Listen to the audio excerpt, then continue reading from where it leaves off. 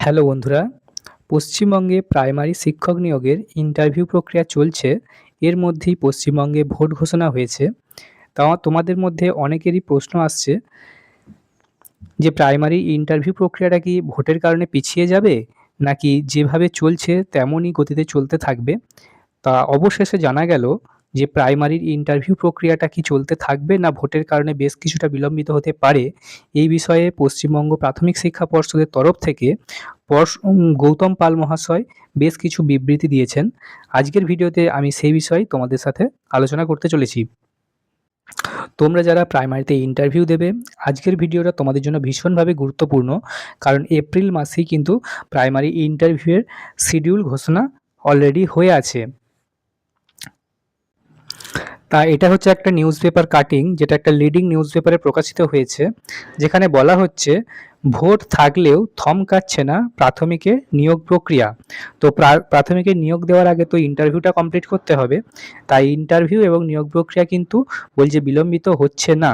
তা প্রাথমিক শিক্ষা পর্ষদের তরফ থেকে আমাদের গৌতম পাল মহাশয় কি বিবৃতি দিয়েছে সেটা আমরা আজকের ভিডিওতেই দেখব।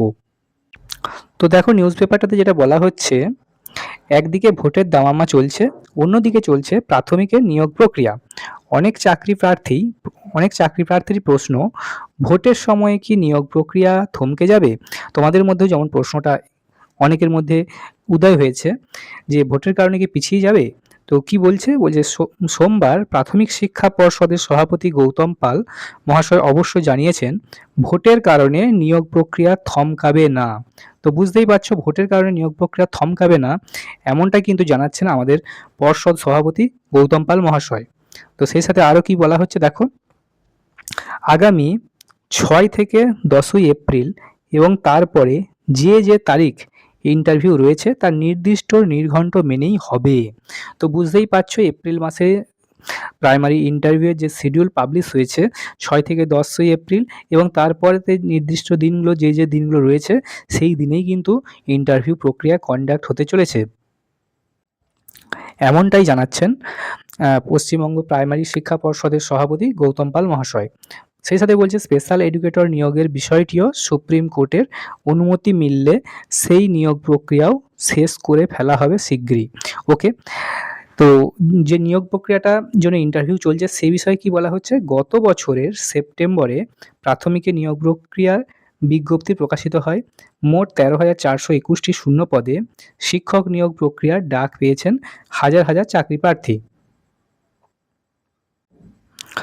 দেখো, যেটা বলা হচ্ছে যে দফায় দফায় সেই নিয়োগ প্রক্রিয়া চলছে, কিন্তু পূর্ব নির্ধারিত সূচি অনুযায়ী এপ্রিলে ইন্টারভিউ কি হবে এই প্রশ্ন তৈরি হয়েছিল।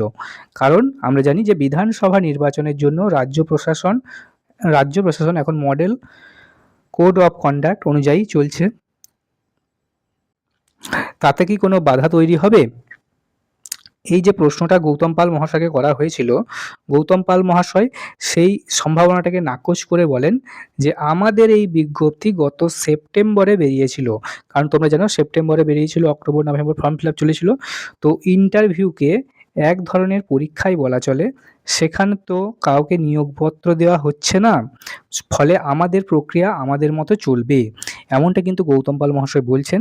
যে বিজ্ঞপ্তিটা যেহেতু সেপ্টেম্বর মাস নাগাদ বেরিয়েছিল ইন্টারভিউয়ের বিজ্ঞপ্তিটা, সেই জন্যই কিন্তু এইখানেতে যেহেতু এখানে একটা পরীক্ষার মতন ইন্টারভিউটা, এখানে কোনো নিয়োগপত্র দেওয়ার ব্যাপার নেই, তাই এই প্রক্রিয়াটা যেমন চলছে তেমনই চলবে। তো তোমরা বুঝতেই পারছো যে প্রাইমারি ইন্টারভিউ প্রক্রিয়া আপাতত যে দিনগুলোতে ভোট নেই, অর্থাৎ 23 তারিখ এবং 29 তারিখ, তোমরা জানো যে ভোট রয়েছে 23 এবং 29, এই দুদিন ব্যতীত, মানে এই দুদিন ছাড়া কিন্তু বাকি দিনগুলোতে কিন্তু ইন্টারভিউ যেমন ডেট রয়েছে তেমনই হবে। তো 23 তারিখ এবং 29 তারিখে ইন্টারভিউ হবে কি না আশা করা যায় এই দিনগুলো বন্ধ রাখা হবে।